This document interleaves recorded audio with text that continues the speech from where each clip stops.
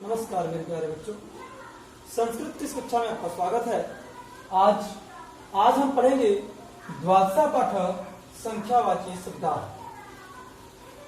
मेरे प्यारे बच्चों, सबसे पहले तो हम आपको बता दें कि आपके मन में जिज्ञासा आ रही होगी कि अभी तक तो हमने इतना पढ़ा, तो इसके बाद अभी द्वादशा पाठ कैसे आ गया। तो आपको जानकारी के लिए बता दें कि इस जो वर्तमान परिस्थितियां हैं उसके कारण सीबीएसई की जो गाइडलाइन के अनुसार 30% पाठ आपका कम कर दिया गया है।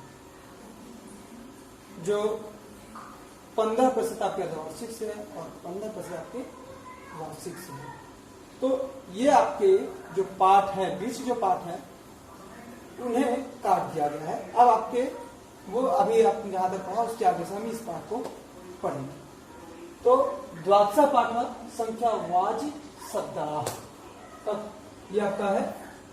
इसमें हम पढ़ेंगे कि संख्यावाची शब्द, यहाँ हम सीख भी पाएंगे 1 से 20 तक गिनती भी, और इनका हम शब्द का कैसे शब्द रूप चलता है और इनका हम प्रयोग कैसे करते हैं, वो हम इस वीडियो में पढ़ेंगे। आइए हम शुरू करते हैं।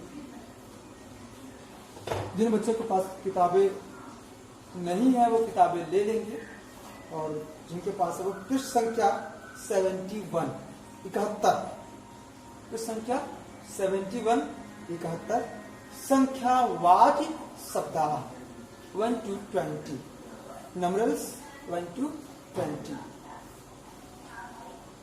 बच्चों, आप भी जानते हो कि हर भाषा में गिनती लिखने का अलग तरीका होता है। गिनतियां अलग अलग तरह से लिखी जाती है। वैसे संस्कृत में भी है। संस्कृत भाषा में 1 से 4 तक की संख्या तीनों लिंगों में भिन्न होती है। संस्कृत में 1 से 4 तक की संख्या, यानी 1 2 3 4 ये संख्या है, वो तीनों लिंगों में भिन्न होती है। जैसे अब उसको आगे हम देखें तो पहले हम शब्दार्थ पर एक बार अपनी दृष्टि डालते हैं। एकम माने 1, द्वौ दो माने 2, त्रय त्रय माने 3, चत्वारः चत्वारः माने 4, पंच पंच माने 5, खट खट माने 6, सप्त सप्त माने 7, अष्ट अष्ट माने 8, नव नव माने 9, 10 10 माने 10, एकादश एकादश माने 11, द्वादश माने 12, त्रयोदश माने 13, चतुर्दश चतुर्दश माने 14, पंचदश माने 15, षोडश माने 16, सप्तदश माने 17, अष्टादश माने 18, नवदश माने 19। यहाँ नवदश में आपको संदेह नहीं करना है, कभी कभी एक शब्द और लिखा रहता है, एको न विंशति। यहाँ हम इसको अलग अलग करके लिख देते हैं, आपको समझने में आसानी होगी। या हम यहाँ लिख देते हैं इसको ताकि आपको दिक्कत ना आए।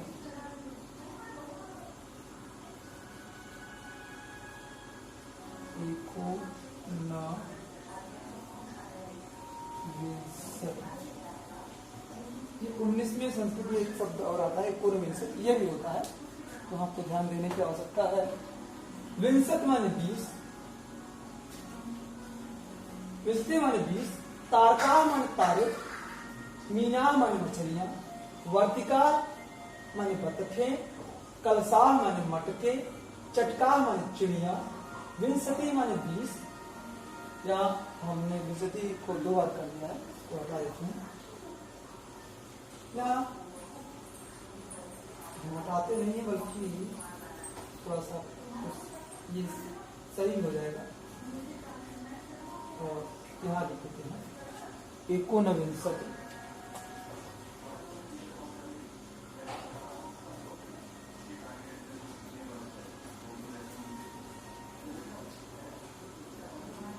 होता है 19। या तो आपको बहुत ज्यादा वो नहीं लेना है, बर्डन नहीं लेना है, या किसी तरीके का संदेह उत्पन्न नहीं करना है। नव माने भी 19 होता है और एकोनविंश माने भी 19 ही होता है। कत माने कितने, कत माने कितने।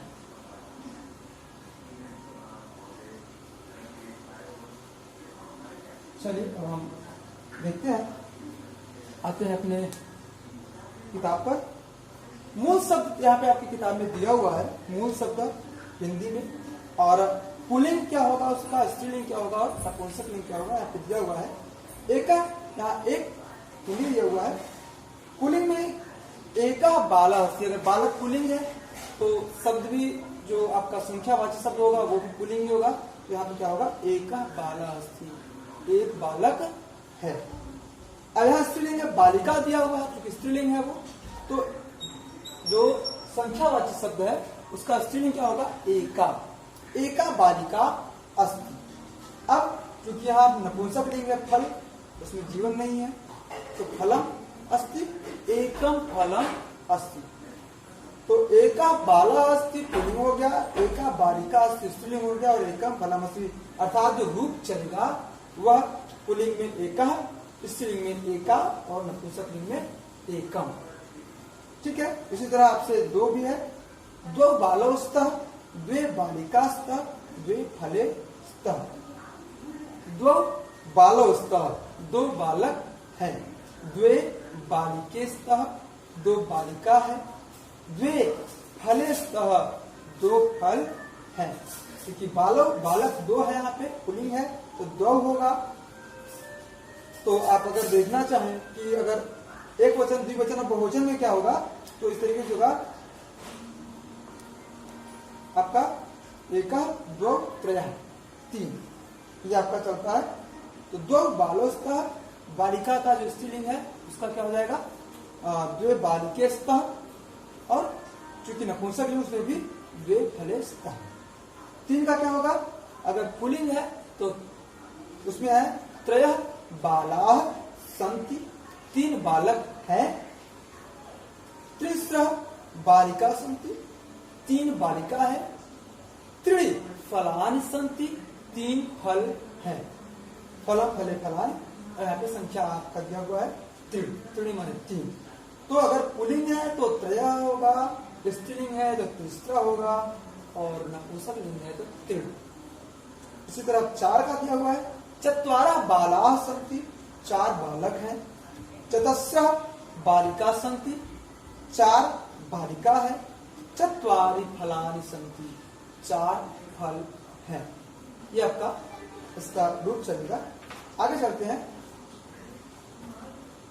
विशेष में दिया हुआ कि चार के बाद पांच से तीनों लिंगों में संख्यावाचक शब्दों के रूप समान होते हैं, अर्थात पुल्लिंग, स्त्रीलिंग, नपुंसक लिंग तीनों में एक ही रहेगा, अर्थात सभी में, यानी एक, दो, तीन, चार, चार संख्या तक क्या होता है, पुल्लिंग अलग रहेगा, स्त्रीलिंग अलग रहेगा, नपुंसक लिंग अलग रहेगा। लेकिन चार के बाद पांच से लेकर आगे तक जो लिंग होंगे, तीनों लिंगों में आपकी ये संख्यावाचक शब्द समान होंगे, कोई भी परिवर्तन नहीं आएगा। वो हम देखते हैं कैसे। आगे है पांच, पंच बालाः सन्ति, पंच बालिकाः सन्ति, पंच फलानि सन्ति। अब यहाँ पे आप देख रहे हैं कि यहाँ पे पंच तीनों में है, पुल्लिंग में भी, स्त्रीलिंग में और नपुंसक लिंग में। तो ये आपका यहाँ पे रूप जो शब्द का प्रयोग किया गया है, पांच बालक है, पंच बालिका सन्ति, पांच बालिकाएं हैं, और पंच फलानि सन्ति, पांच फल हैं। आगे है छह, अर्थात कति पुष्पाणि, कितने फूल, कति पुष्पाणि, कितने फूल हैं, खट पुष्पाणि, छह फूल हैं। सात का अश्वाः कति सन्ति, अश्वाः माने घोड़े, कति माने कितने, सन्ति माने हैं, घोड़े कितने हैं, सप्त अश्वाः सन्ति, सात घोड़े हैं। यहाँ पे अगर आप जानना चाहें तो संत माने है लिख लेंगे आप, हालांकि हमने पहले लिखवा रखा है, संत माने है, और यहाँ पे हम बढ़ा देते हैं अश्वाः माने घोड़े। तो यहाँ पे सप्त अश्वाः सन्ति, सात घोड़े हैं। अष्ट फलान, आठ फल हैं। नव माला हैं। 10 वानराः, 10 बंदर हैं। 11 के लिए एकादश फलानि सन्ति, 11 फल हैं। कति तारका, कितने तारा हैं, कितने तारे हैं, तारका हमारे तारे, कितने तारे हैं, 12 तारका, 12 तारे हैं। 13 वृक्षा सन्ति, 13 वृक्ष हैं। कति मीना सन्ति, कितने मछलियां हैं, मीना मन मछलियां, तो देखिए लिखा हुआ मीना मन मछलियां, कितने मछलियां हैं। 14 मीना सन्ति, 14 मछलियां हैं। वर्तिका कति, बतख कितने हैं, बतखें कितने हैं, बतख, वर्तिका कति, बतखें कितने हैं, 15 वर्तिका, 15 वर्तिका, 15 बतखें हैं।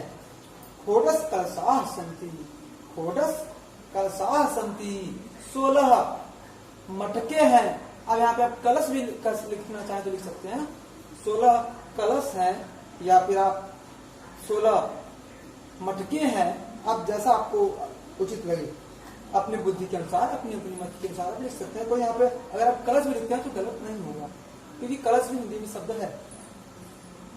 17 पुष्पाणि, 17 पुष्प हैं। 17 पुष्पाणि, 17 फूल हैं।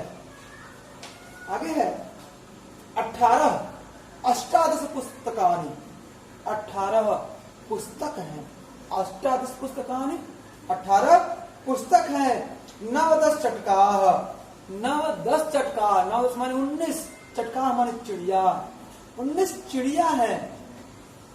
19 चटका, अगर मैं कहूं, अगर मैं नवस को 19 चटका तो 19, एक नहीं 20 अर्थात 19 चिड़िया है।